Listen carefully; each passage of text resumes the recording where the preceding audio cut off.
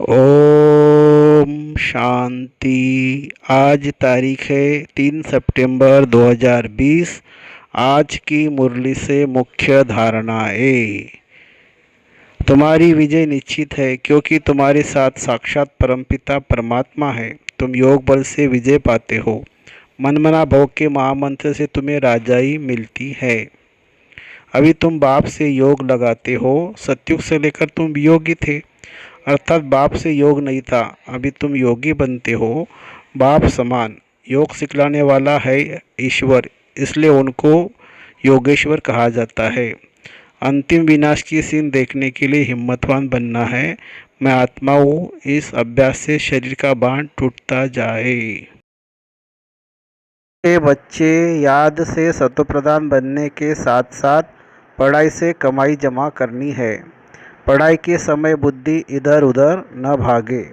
प्रश्न, तुम डबल अहिंसक अननोन वॉरियर्स कौन सी विजय निश्चित है और क्यों?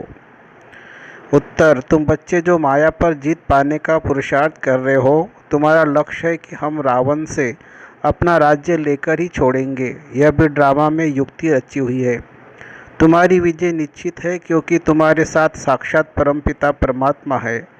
तुम योग बल से विजय पाते हो। मनमना भव के महामंत्र से तुम्हें राजाई मिलती है। तुम आधा कल्प राज्य करेंगे।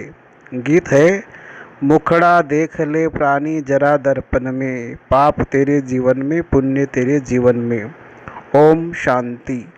मीठे मीठे बच्चे जब सामने बैठे रहते हैं तो समझते बरोबर हमारा कोई साकार टीचर नहीं है। हमको पढ़ाने वाला ज्ञान का सागर बाबा है। यह तो पक्का निश्चय है। वो हमारा बाप भी है। जब पढ़ते हैं तो पढ़ाई पर अटेंशन रहता है। स्टूडेंट अपने स्कूल में बैठे होंगे तो टीचर याद आएगा, न कि बाप, क्योंकि स्कूल में बैठे हैं। तुम भी जानते हो बाबा टीचर भी है। नाम को तो नहीं पकड़ना है ना, ध्यान में रखना है हम आत्मा हैं, बाप से सुन रहे हैं। यह तो कभी होता ही नहीं, न सतयुग में न कलयुग में होता है। सिर्फ एक ही बार संगम पर होता है।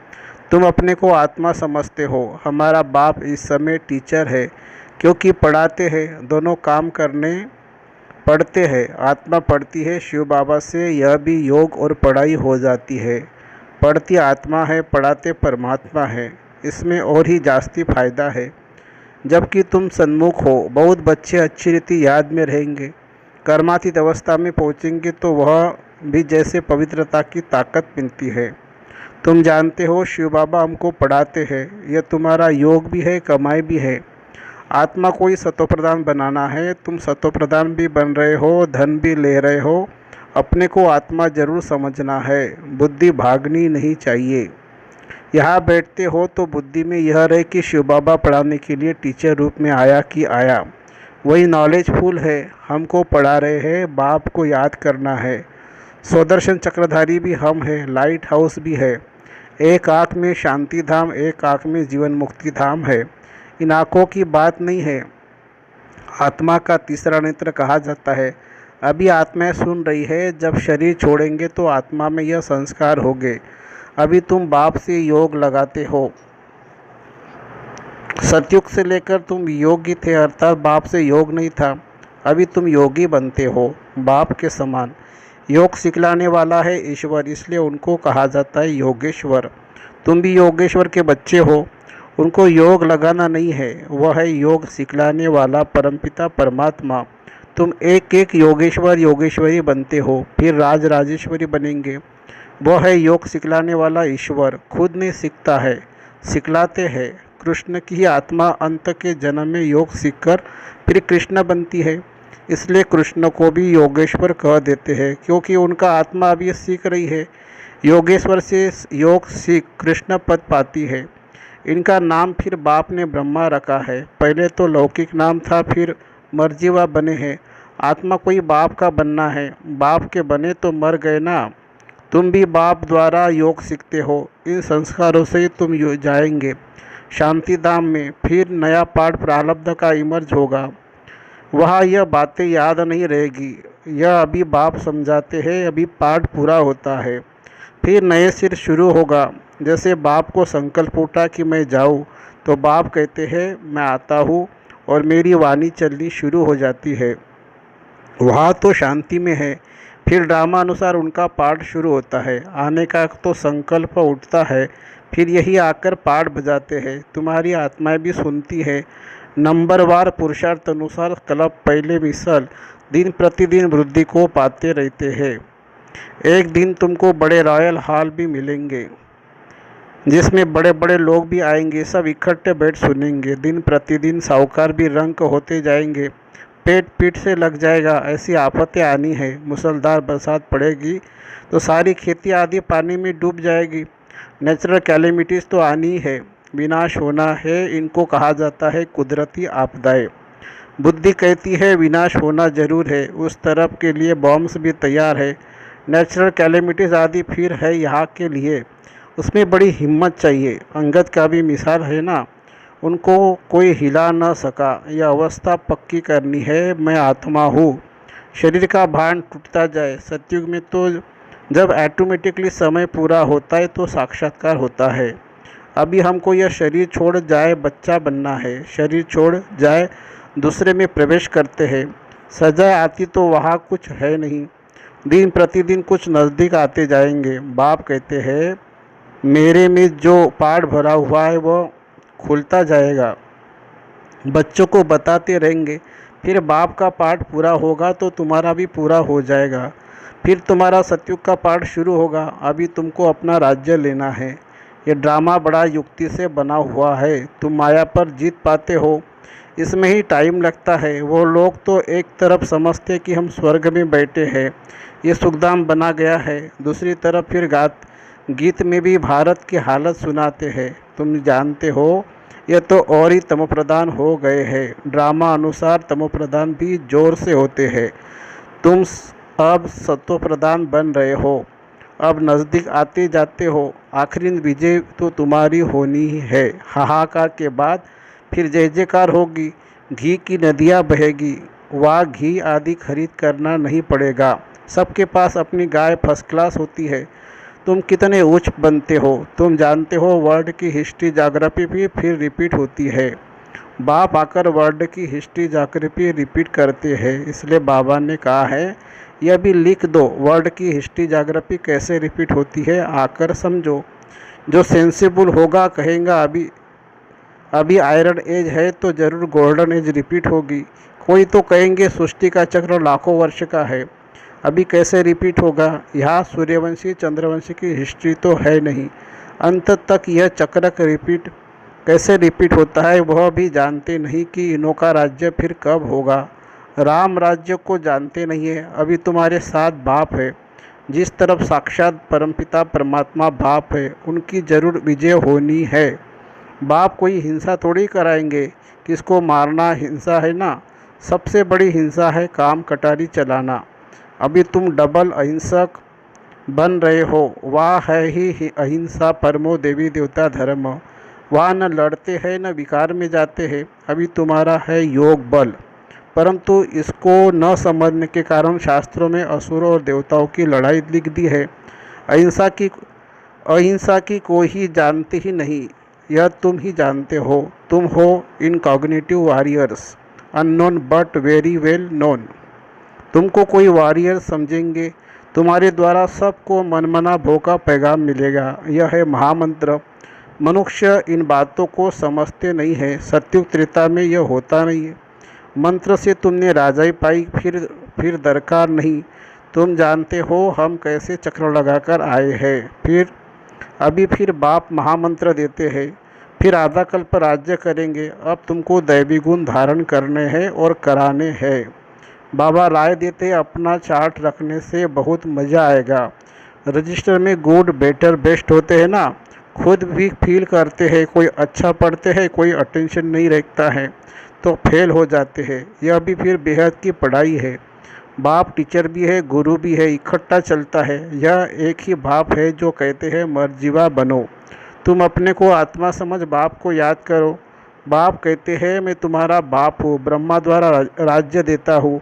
यह हो गया बीच में दलाल, इनसे योग नहीं लगाना है। अभी तुम्हारी बुद्धि लगी है उस अपने पतियों के पति शिव साजन के साथ। इन द्वारा वह तुमको अपना बनाते हैं। कहते हैं अपने को आत्मा समझ मुझे याद करो। हम आत्मा ने पाठ पूरा किया, अब बाप के पास जाना है घर। अभी तो सारी सृष्टि तमोप्रधान है, 5 तत्व भी तमोप्रधान है। वहाँ सब कुछ नया होगा। यहाँ तो देखो हीरे जवाहरात आदि कुछ भी नहीं है। सत्युग में फिर कहाँ से आते हैं? खानियाँ तो अब खाली हो गई है, वह सब फिर से अब भरतू हो जाती है।